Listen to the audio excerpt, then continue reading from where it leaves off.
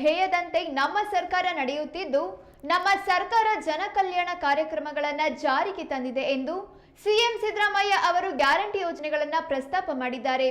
79ನೇ ಸ್ವಾತಂತ್ರ್ಯ ದಿನಾಚರಣೆ ಹಿನ್ನೆಲೆಯಲ್ಲಿ ಬೆಂಗಳೂರಿನ ಮಾಣಿಕ್ ಷಾ ಮೈದಾನದಲ್ಲಿ ಧ್ವಜಾರೋಹಣ ನೆರವೇರಿಸಿದ ಮುಖ್ಯಮಂತ್ರಿಗಳು ಜನತೆಯನ್ನುದ್ದೇಶಿಸಿ ಭಾಷಣ ಮಾಡಿದ್ದರು.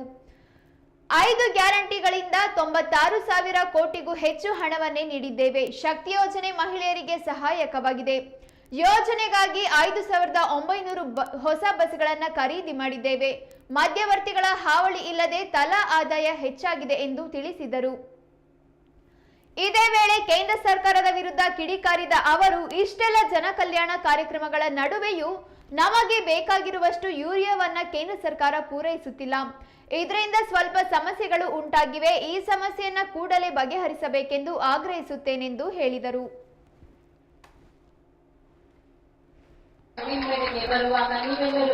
ಎಲ್ಲರಿಗೂ ಕೈ ಬೀಸುವ ಮುಖಾಂತರ ಸ್ವಾತಂತ್ರ್ಯ ದಿನಾಚರಣೆಯ ಶುಭಾಶಯಗಳನ್ನು ನೀಡುತ್ತಾ ಸಭಾಂಗಣದಲ್ಲಿರುವ ಎಲ್ಲರಿಗೂ ವಂದನೆಗಳನ್ನು ಅರ್ಪಿಸುತ್ತಾ ಮುಖ್ಯಮಂತ್ರಿಗಳು ತೆರೆದ ಜೀಪಿನಲ್ಲಿ ಪರೇಡ್ ಪರಿವೀಕ್ಷಣೆಗಾಗಿ ಸಂಭ್ರಮದಿಂದ ತೆರಳುತ್ತಿದ್ದಾರೆ.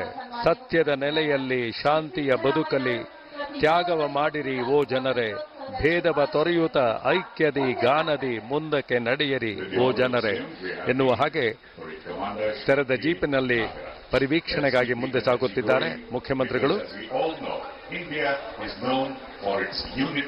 ದೇಶದ ಗುಡಿಯ ಮೇಲ್ಗಡೆ ಹಾರಿಸಿ ರಾಷ್ಟ್ರದ ಧ್ವಜವನ್ನು ಓ ಜನರೇ, ತಾಯಿಯ ಕರುಳಿನ ಕುಡಿಗಳು ನಾವು ಎನ್ನುತ್ತಲಿ ಬಾಳಿರಿ ಓ ಜನರೇ. ಸಾವಿರಾರು ಜನ ಮೈದಾನದಲ್ಲಿ ಸಮಾರಂಭದಲ್ಲಿ ಭಾಗಿಯಾಗಿದ್ದಾರೆ. ಎಲ್ಲರಿಗೂ ಕೈ ಬೀಸುವ ಮೂಲಕ ಶುಭಾಶಯಗಳನ್ನು ನೀಡುತ್ತಿದ್ದಾರೆ ಸನ್ಮಾನ್ಯ ಮುಖ್ಯಮಂತ್ರಿಗಳು.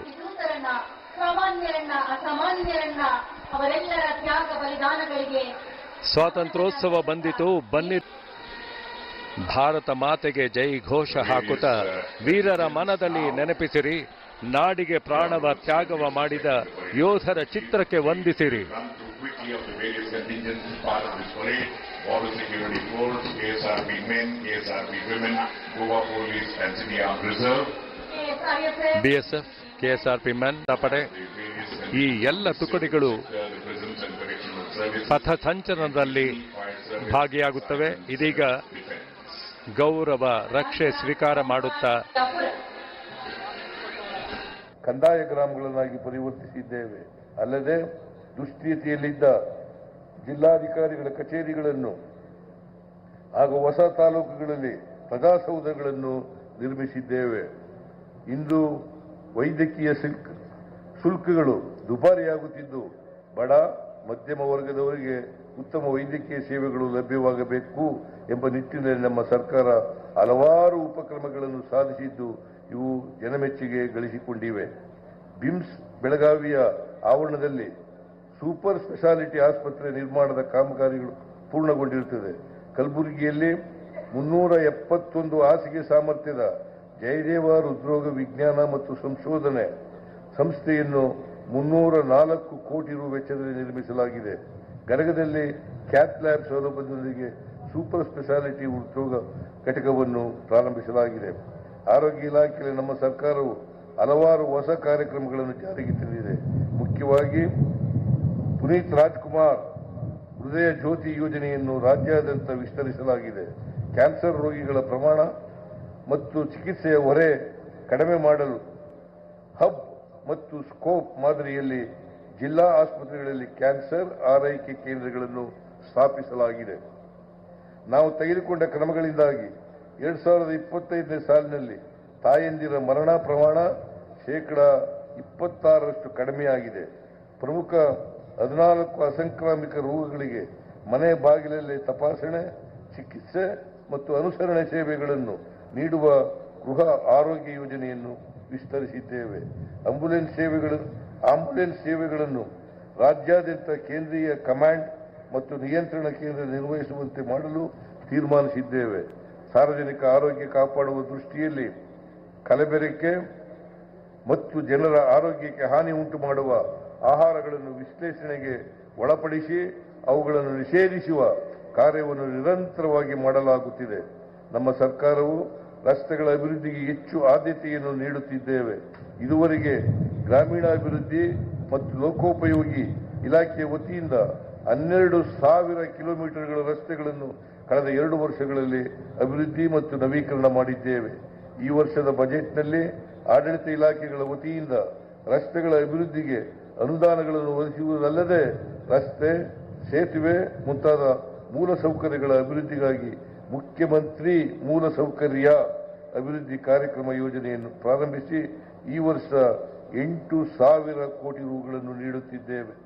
ಕರಾವಳಿ, ಮಲೆನಾಡು ಪ್ರದೇಶಗಳ ಸಂಪರ್ಕ ರಹಿತ ಜನವಸತಿ ಪ್ರದೇಶಗಳ ಸಾರ್ವಜನಿಕರು ಮತ್ತು ಶಾಲಾ ಮಕ್ಕಳು ಹಳ್ಳ ಮತ್ತು ತೊರೆಗಳನ್ನು ಸುರಕ್ಷಿತವಾಗಿ ದಾಟಲು ಅನುಕೂಲವಾಗುವಂತೆ ರು 44.15 ಕೋಟಿ ಅಂದಾಜು ಮೊತ್ತದಲ್ಲಿ ಕಳೆದ 2 ವರ್ಷದಲ್ಲಿ 208 ಕಾಲು ಸಂಕಗಳ ನಿರ್ಮಾಣ ಪೂರ್ಣಗೊಳಿಸಲಾಗಿದೆ. 2025-26ನೇ ಸಾಲಿನಲ್ಲಿ 184 ಕಾಲು ಸಂಕಗಳ ನಿರ್ಮಾಣದ ಕ್ರಿಯಾ ಯೋಜನೆಗಳಿಗೆ 31 ಕೋಟಿ ರು ಮೊತ್ತದಲ್ಲಿ ಅನುಮೋದನೆ ನೀಡಲಾಗಿದೆ. ಉದ್ಯೋಗ ಸೃಜನೆಯ ದೃಷ್ಟಿಯಿಂದ ನಮ್ಮ ಸರ್ಕಾರ ಪೂರಕ ಉಪಕ್ರಮಗಳನ್ನು ಕೈಗೊಂಡಿದೆ. ಈ ನಿಟ್ಟಿನಲ್ಲಿ ಫೆಬ್ರವರಿ 2025 ಮಾಹೆಯಲ್ಲಿ ನಡೆಸಿದ ಇನ್ವೆಸ್ಟ್ ಕರ್ನಾಟಕ 2025ರಲ್ಲಿ ಒಟ್ಟು 3,250 ಉದ್ದಿಮೆದಾರರು ಭಾಗವಹಿಸಿದ್ದು, ಒಟ್ಟು 98 ಕಂಪನಿಗಳೊಂದಿಗೆ 6,23,970 ಕೋಟಿ ರು ಹೂಡಿಕೆ ಒಡಂಬಡಿಕೆ ಮಾಡಿಕೊಳ್ಳಲಾಗಿದೆ ಹಾಗೂ 4,03,533 ಕೋಟಿ ರು ಹೂಡಿಕೆ ಮಾಡಲು 1,101 ಕಂಪನಿಗಳು ಸಂಬಂಧಿಸಿದ ಸಮಿತಿಗಳಿಂದ ಅನುಮೋದನೆ ಪಡೆದಿರುತ್ತಾರೆ. ಇವುಗಳಿಂದ ಅಂದಾಜು 6 ಲಕ್ಷಕ್ಕೂ ಹೆಚ್ಚಿನ ಉದ್ಯೋಗಗಳು ಸೃಜನೆಯಾಗುವ ನಿರೀಕ್ಷೆ ಇದೆ. ಕರ್ನಾಟಕ ರಾಜ್ಯವು 2023-24ನೇ ಸಾಲಿನಲ್ಲಿ 54,427 ಕೋಟಿ ರು ವಿದೇಶಿ ಹೂಡಿಕೆ ಆಕರ್ಷಿಸಿ ದೇಶದಲ್ಲಿ 3ನೇ ಸ್ಥಾನದಲ್ಲಿದ್ದು, 2024-25ನೇ ಸಾಲಿನಲ್ಲಿ 56,030 ಕೋಟಿ ರು ವಿದೇಶಿ ಹೂಡಿಕೆ ಆಕರ್ಷಿಸುವುದರೊಂದಿಗೆ ದೇಶದಲ್ಲಿ 2ನೇ ಸ್ಥಾನದಲ್ಲಿದೆ. ನಮ್ಮ ಸರ್ಕಾರವು ಕಲ್ಯಾಣ ಕಾರ್ಯಕ್ರಮಗಳ ಜೊತೆಯಲ್ಲಿ ಮೂಲಸೌಕರ್ಯಗಳ ಅಭಿವೃದ್ಧಿ ಕಾರ್ಯಕ್ರಮಗಳನ್ನು ಸಮಾನವಾಗಿ ನೋಡುತ್ತಿದೆ. ಬಂಡವಾಳ ವೆಚ್ಚಗಳಿಗಾಗಿ ಈ ವರ್ಷ 83,200 ಕೋಟಿ ರುಗಳನ್ನು ವಿನಿಯೋಗಿಸುತ್ತಿದ್ದೇವೆ. ಬಜೆಟ್ನಲ್ಲಿ ಶೇಕಡಾ 20.1ರಷ್ಟು ಅನುದಾನವನ್ನು ಮೂಲಸೌಕರ್ಯಗಳ ಅಭಿವೃದ್ಧಿಗಾಗಿ ವಿನಿಯೋಗ ಮಾಡುತ್ತಿರುವ ಪ್ರಮುಖ ರಾಜ್ಯ ನಮ್ಮದಾಗಿದೆ. ಮಹಿಳಾ ಉದ್ಯಮಿಗಳು ಮತ್ತು ಸ್ವಸಹಾಯ ಸಂಘಗಳು ನಮ್ಮ ಸರ್ಕಾರ ಬೆಂಬಲ ನೀಡುತ್ತಲೇ ಬಂದಿದೆ. ನಮ್ಮ ಗ್ಯಾರಂಟಿ ಯೋಜನೆಗಳು ಅವರ ಸದ್ದಿಲ್ಲದ ಛಲವನ್ನು ಕಣ್ಣಿಗೆ ಕಾಣುವ ಯಶಸ್ಸನ್ನಾಗಿ ಪರಿವರ್ತನೆ ಮಾಡುತ್ತಿವೆ.